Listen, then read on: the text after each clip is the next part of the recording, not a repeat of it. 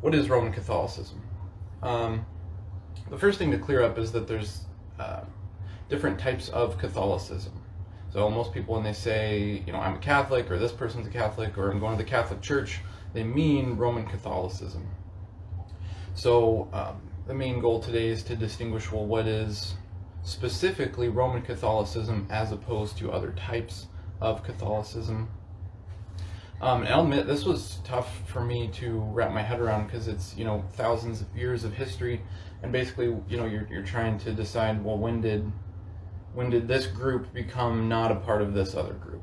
And that's tough because history isn't clean. The breaks, historians will give a date of, all right, well, in 998 AD is when such and such break happened. But when you're talking about groups of people becoming distinct from other groups of people, it's not that clean. It's a little fuzzy, and there's very similar names for different types of groups. There's nuanced distinctions. So this is all just to say I'm probably going to be leaving certain groups out.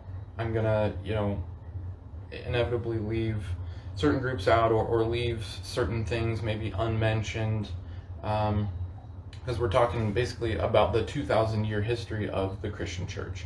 So I don't know it all, but I do think I've wrapped my head around the major distinctions in trying to understand what is Roman Catholicism and how is it different from other types of Catholicism. So we'll start at the beginning. Jesus in about 3 AD, somewhere around there, is born. Around 33, he starts his ministry, and he, after he dies, rises again, he appoints apostles. Well, actually, he probably had apostles already set up before his resurrection, but at some point in his ministry, he appoints apostles and says, "You are my sent ones. I'm going to send you out into the world and establish churches," right? So there's all these apostles, more than 12.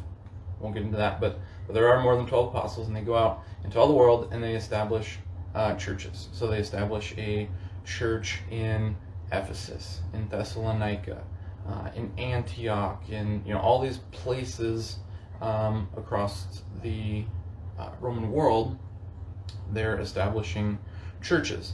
And if you watched any of my previous videos on the New Testament, I talk about the letters in the New Testament. So many of these letters are to those churches that they've established. So what you have for the initial 300 years of the church are various churches rise in prominence. For a while, Antioch is a pretty big church. Jerusalem is a pretty important church, obviously. For a while, the Roman Church, Rome was obviously a very large church. And so you sort of have, various levels of influence kind of rising and falling in these different churches, and just how prominent they are within the church at large. Which, that phrase, the church at large, brings me to defining how the word Catholic was originally used. So you could go back into 200s and find the word Catholic being used. And at that time, what it meant was very simple. The word Catholic just meant universal or general. So when they say the Catholic Church believes X, Y, and Z, what they meant was all of the churches that exist believe that, or all of the churches that exist acknowledge X, Y, and Z. So they're making a distinction between just, the church in Antioch. So that's all that word really originally meant, was just a general, the general body of Christians. So there's really no primary church with major influence up until about 325, or a little earlier. You have Emperor Constantine, who converts to Christianity. He's the first Roman emperor to convert to Christianity. He gave the Edict of Milan, which prevented persecution of Christians, for the first time. And so, bam, you've got a major figure now, all of a sudden a Christian.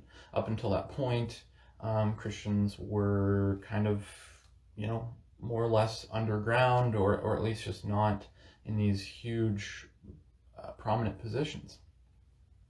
And so obviously with the emperor of the Roman world being a Christian, he takes leadership of a lot of things in the church, and the church grants him, at least in name or title, some pretty serious abilities within the church. So naturally now Rome is that is the center of Christianity all of a sudden. There's really,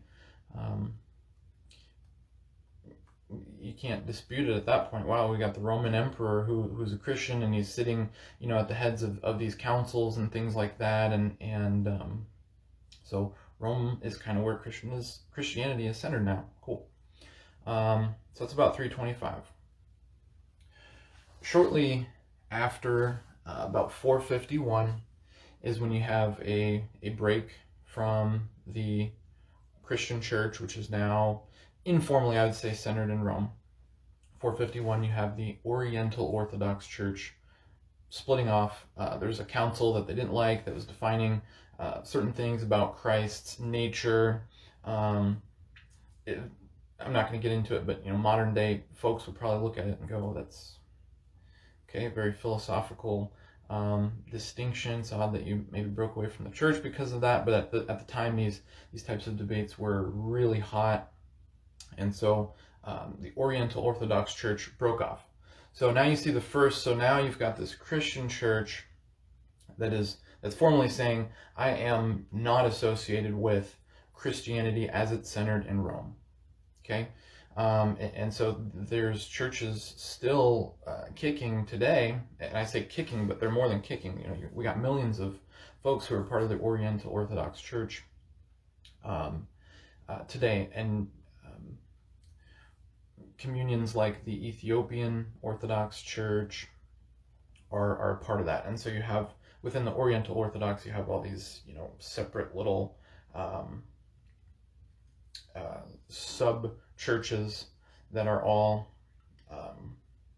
kind of in communion with each other. So we'll skip ahead a little. So after 451, you have the Roman Church still kind of going along, and in the next really big break, some people is a little bit more well known as the Great Schism. So in 1024, you have the Eastern Orthodox Church that forms and breaks away from the Roman Catholic Church. So this is the big fight between where does the seat of Christianity lie? Is it in Constantinople or is it in Rome? You have multiple popes at the same time.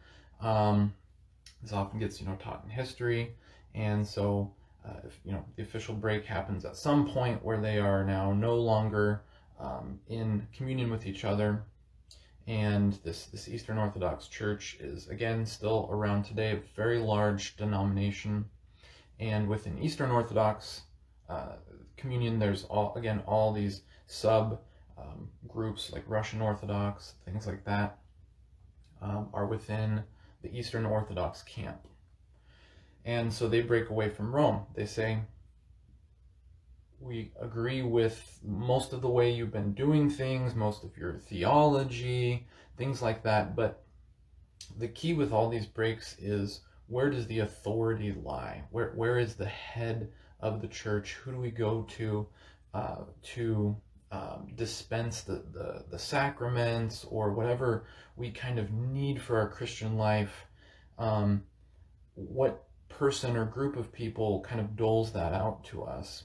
That's where the distinction lies. So they're saying not Rome, the Christian Church, the Roman Catholic Church thinks it's Rome and it's the Pope in Rome, but we, the Eastern Orthodox Church, say no, that's not the case. It's the Pope in Constantinople. Or like in modern times, the Eastern Orthodox Church, they have popes, but they're not as important. It's maybe more just this group of authority figures in our part of the world. Those are the people that we are answering to. So that's another very large group of people. They're Catholic in that sense that they have their own communion, that you have to be a part of this communion to be truly a part of the true Christian Church. We're just not Roman Catholic. That's so scoot down to 1400s, 1500s, really the 1500s. You get two more big old breaks. The first one being the Protestant Reformation. Huge, widely known break from the Roman Catholic Church is the Protestant Reformation.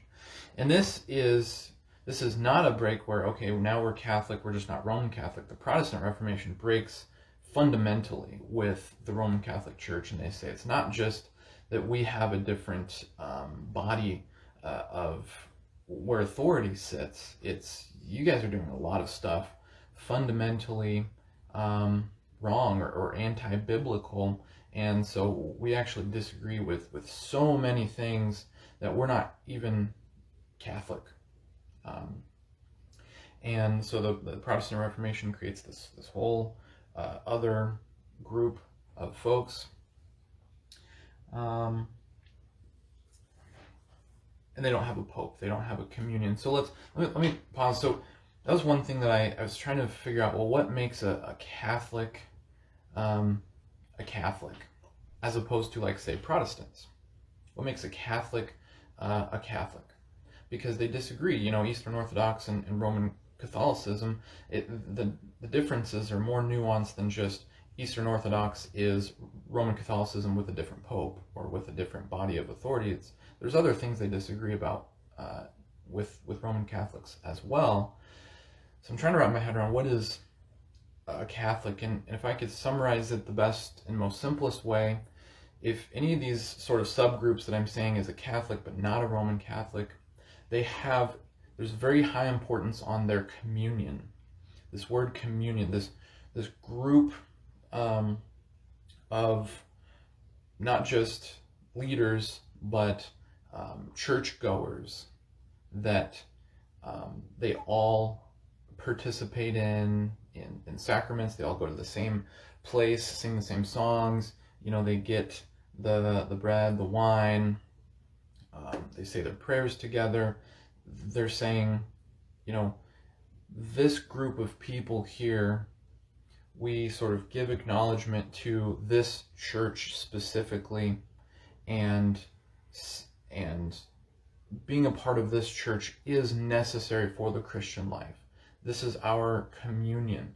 So there's a lot of talk on, well, we are in communion with this other church. So all these subgroups within Eastern Orthodoxy, if they're in communion with each other, great, you're part of the Eastern Orthodox Church. We're in communion. You acknowledge that we have the right to sort of proclaim things about Christian beliefs and practice. We have that right to make such proclamations, and you'll acknowledge that authority. So I know I've kind of said some of that already, but that word communion is so important, because when you look at Protestants and non-Catholics, they don't have any sort of focus on well we're in communion with this, that, and the other. That they're just there's no sense in which they need to acknowledge certain authorities on earth to be a part of the Protestant church. Well, as long as you acknowledge so and so or this sort of group as being authoritative, then you can be in communion with our Protestant body. It's not that at all with Protestants, but with any sort of Catholic, you do have that focus on, well, we have this special communion. So right around the time of the Protestant Reformation, probably inspired by it, is the break, the Church of England break, or the Anglican Church.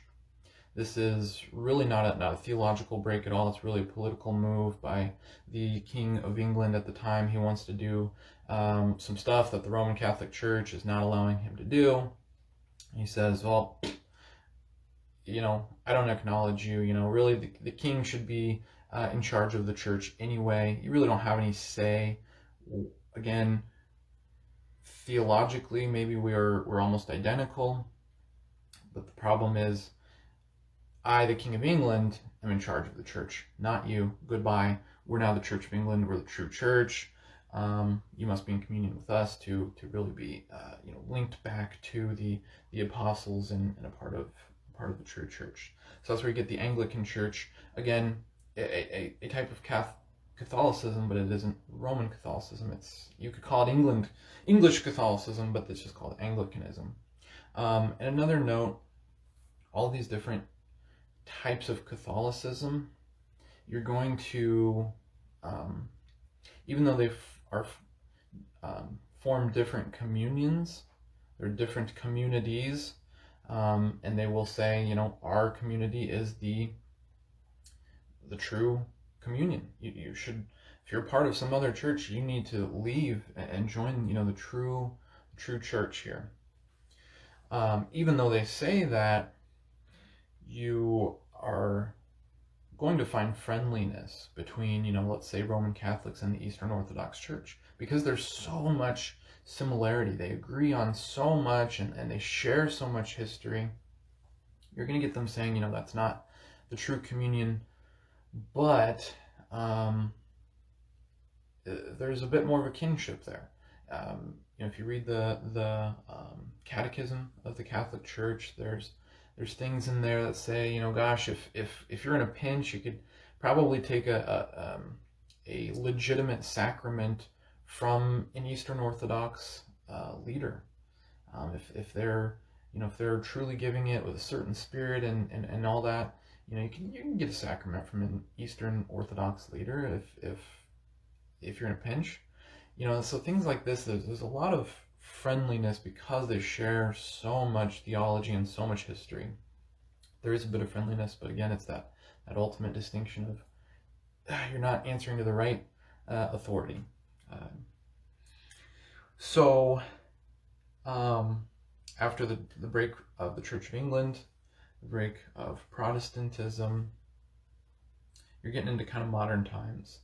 And so if you fast forward to, I believe, the 1800s, so you've got Roman Catholicism, and you have a couple more breaks. So you have these councils.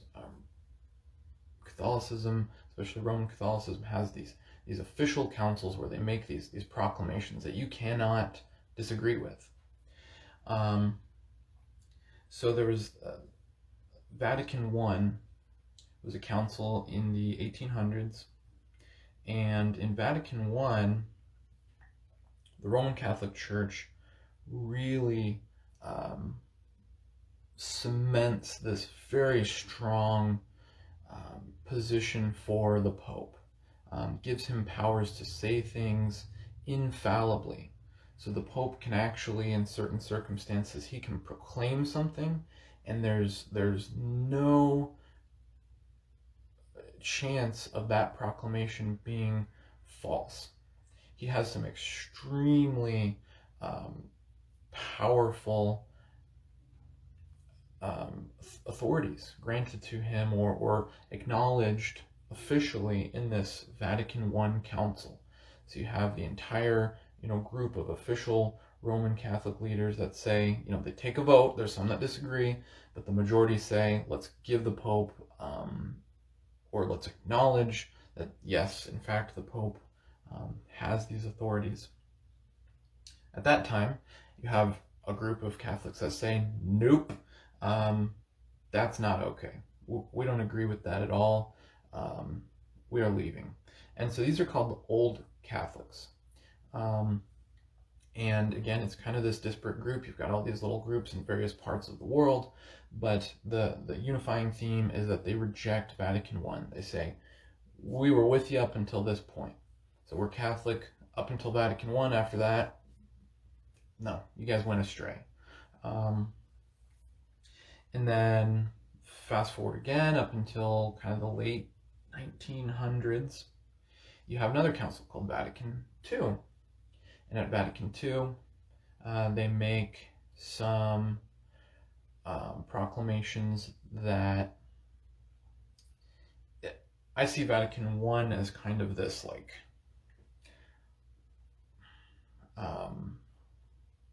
strengthening of the Roman Catholic sort of superiority and exclusivity.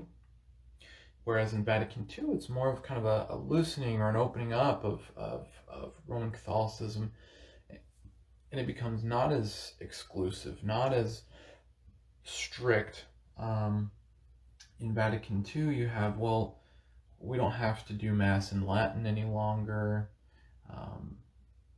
They basically open up the entire notion of salvation to non-Roman Catholics. Maybe you don't have to be Roman Catholic to necessarily be right with God. Things like this, some very some proclamations that really stirred some people the wrong way. And so you have another break. You have what are called trad Catholics that break away there in the mid to late 1900s, and they say, yeah, no, that's not right. Something's gone amiss. We were with you up until Vatican II. Not anymore. We are not with you anymore. And so you have trad Catholics, which are Catholics that don't any longer submit to Roman authority. So that's it. There's also something called Pentecostal Catholicism, which I don't know much about at all. I just kind of came across something saying that it was a thing. And if you know anything about Pentecostalism and Catholicism, up until I learned that that was a thing, I would have thought that they are two totally different worlds. Pentecostalism is a very emphatic, emotionally based, form of Christianity, very experiential, kind of mystical almost. In Catholicism, you've got the strict, the liturgy and submission to authority rather than your own, emotions. And so I would have never thought that the two could marry, but apparently they have. And I've encountered actually in real life a Roman Catholic friend of mine. He just mentioned, there was this group of Pentecostal Catholics, where they're doing this thing, and it was kind of weird, and so they're definitely around, and the attitude of just traditional Roman Catholics, I think, towards them is kind of like weirded out, but it is sort of a branch of Roman Catholicism that exists. So hopefully that paints a picture of what is the word Catholic. It just means general and universal body. And so if you've got a Roman Catholic, it's the general body of Christians as submitted to Rome. And so with that comes some specific theology that's different from other types of Catholics. But there's a lot that's going to be similar. So now I'm just going to kind of go over what the next weeks are going to look like in this study. Because obviously in this one presentation, we're not going to have a full understanding of what is Roman Catholicism. That's what this whole 8 or 9 week study is going to be on, is what is it? What all makes it up? What are their doctrines? When did their doctrines start? Things like that. So the entire 8 weeks is going to hopefully then really round out an understanding of what it is. So I have some distinct sort of doctrines or theologies that came to my mind when thinking about Roman Catholicism, and after I had started looking into it a little. And we're going to spend a week on each of these. So next Saturday, I will present on the Pope, the Papacy, of Rome. Basically, where does the main authority for Roman Catholicism lie? And then the week after that, we'll get into Mary. Something a lot of people think when they think of Roman Catholicism is Mother Mary, Saint Mary, Jesus' mom. She has a very prominent position in the Roman Catholic Church. Why? What purpose, does she serve in the theology of Roman Catholicism? Get into all that, and then the very next week will be very similar subject, which is just saints in general. Mary is a saint, but she's, the most important saint of the Roman Catholic Church. So in the following week, just saints in general, just what's with, the saints, and you've got, little pendants with them on there, and you got a saint for love and a saint for, good luck and things like this, all these different saints, what's their function, and also icons. If I could try to get into icons a little, it's just a little distinction of just images of saints, or even just images of Jesus. There's a big controversy, in the church. Is that okay to have these images? Is it okay to venerate these images? Things like that. So if we get into that a little bit that week, that'd be great. And then after that will be the Eucharist, or just the actual communion. When you take the bread and the wine, the priest blesses it, and that's the Lord's Supper. It's incredibly important in Roman Catholic theology, and so we'll spend an entire week on the Eucharist. Then after that, we will talk about Purgatory, and just the afterlife in general. How do Roman Catholics see the afterlife? But specifically, Purgatory is one of the most uniquely, Roman Catholic ideas about the afterlife. So we'll get into that. And I may not go exactly in this order, but this is kind of the tentative plan. And then I've got salvation in general. That'll be an important week. Just how do Roman Catholics view salvation? How do you get saved? How do you get right with God? What do you need to have happen? And with that might come some more of the sacraments. The Eucharist is a sacrament. It's the most important one. But I may get into that week with salvation, just the sacraments in general. What role do they play in salvation? And then also the canon. So, and by that I just mean what books do Roman Catholics go to for any kind of spiritual authority? There's actually more books in the Roman Catholic Bible than there are in, if you walk into a Baptist church or non-denominational, whatever, you're going to find 66 books in their Bible. But in the Roman Catholic Church, they've got more books added. What are those books? Why are they in the Roman Catholic Bible? Things like that. And we may spend a week just on concluding thoughts.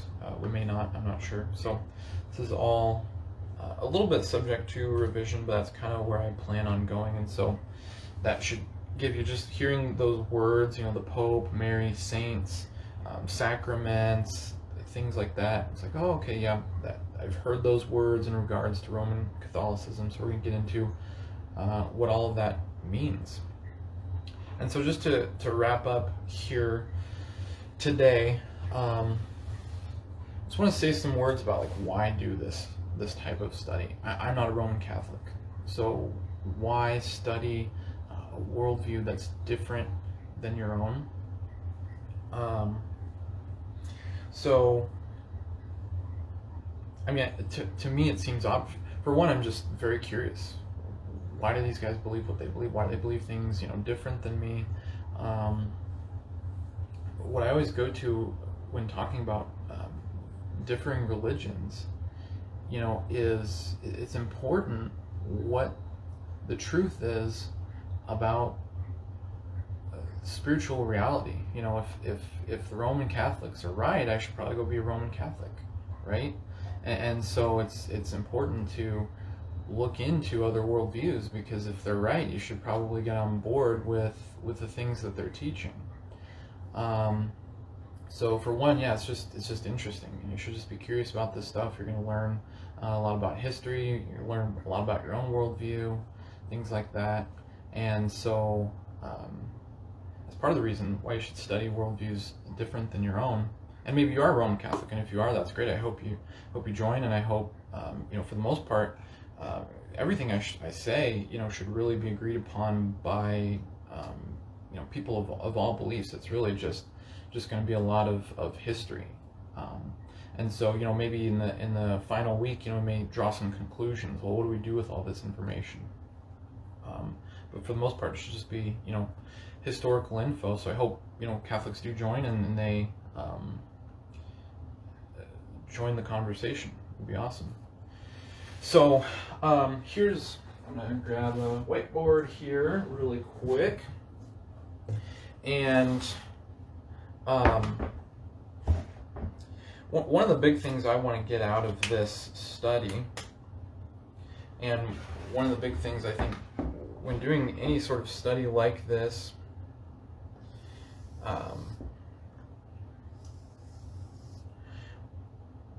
you should ask yourself this question here is, okay, so Roman Catholicism is a type of Christianity, or it's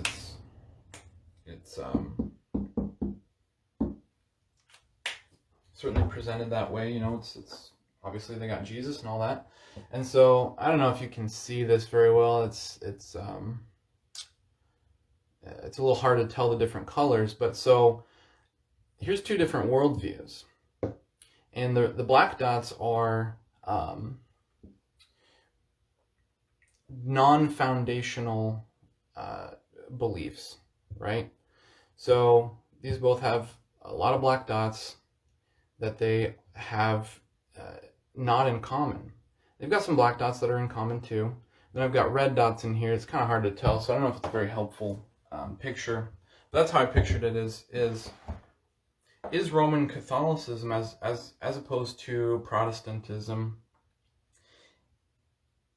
are the foundational beliefs all there in both? So you have Protestantism. Maybe I'll use my hands. You got Protestantism. You got Roman Catholicism. Do they share fundamentally the same beliefs about the world, about God, about how he's ordered his universe, about how he wants his people to relate to him? Do they share those foundational things? Because obviously there's things different, but the question, I guess, is just how important are those differences? And that should be the same question that you ask in these types of studies. Ask it when you're studying Islam.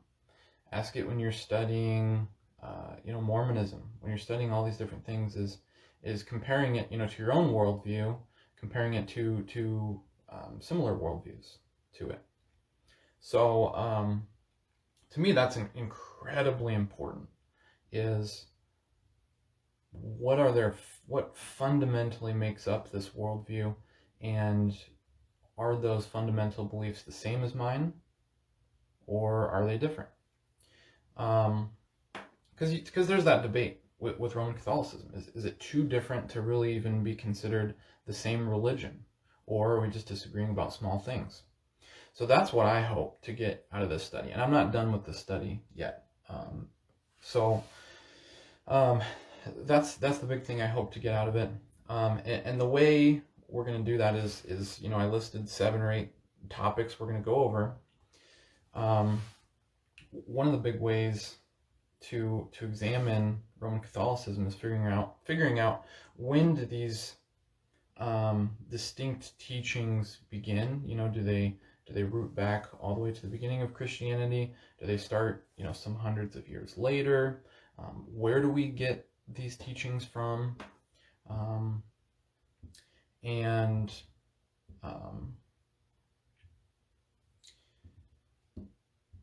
the last thing is what are the stakes? That's one big thing I want to take away from this study, is what is at stake? If Roman Catholicism is true, what are the stakes if it's false? And when I say, anytime someone says, anything about a religion itself being true or false, it's just means, are there the group of main fundamental claims true or false? There might be some things within Roman Catholicism that are not true, but maybe those aren't important. What's important is that the main important claims are true. So that's what I mean by, if it's a true set of doctrines, what's at stake? Because it may be a lot is at stake. It may be not that much. Definitely if it's true, we want to probably go be a Roman Catholic. But it really depends. A lot of religions, there's incredibly high stakes. Like, gosh, if I don't, abandon my worldview and go join this religion, according to them, I'm going to suffer eternal punishment, or I'm going to keep being reincarnated over and over again into, worse and worse forms, and some pretty high stakes. There's also some religions where it's, yes, our worldview is the best, and you should, join us, your life will be better, but, that's about it. You'll have just kind of a better life. And so the stakes aren't quite as high, and so it's good to know, what is at stake with this particular worldview. So hopefully I'll come away with some kind of understanding of that.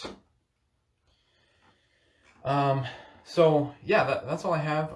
I'm really excited. It's an interesting study so far. It's tough. It's not anything that I was nearly as familiar with as I was with the previous series on the New Testament. I was a lot more familiar with that subject matter than I am with this one. So it's definitely been a learning curve, but it's been interesting. So hope to present some useful info and food for thought as we go along. So again, next week will be the Pope, just the authority of the Roman Catholic Church in general, where they get their authority. So this video will be available. If you didn't catch it all, you can go back and rewatch it. I don't think I have any comments or anything like that, but hey, if you got any, please drop a comment, question, and I will do my best to answer it. Otherwise, if there's nothing, then I will bid you adieu for now, and I'll be back next Saturday. I believe I'm going to try doing 9 a.m. Every Saturday, and hopefully I will find a way to kind of better share and promote these live videos, so you have a little more notice in advance to join and drop comments, questions, and just be a part of the conversation. Because I'm happy to, if there's a good question, I'm happy to change course, take a whole week, to address a certain question. If it seems like an important one that I haven't considered, I'm happy to spend, time addressing that. So please join. But yeah, for now, I see no questions, so I will leave off and chat with you next week. Thank you.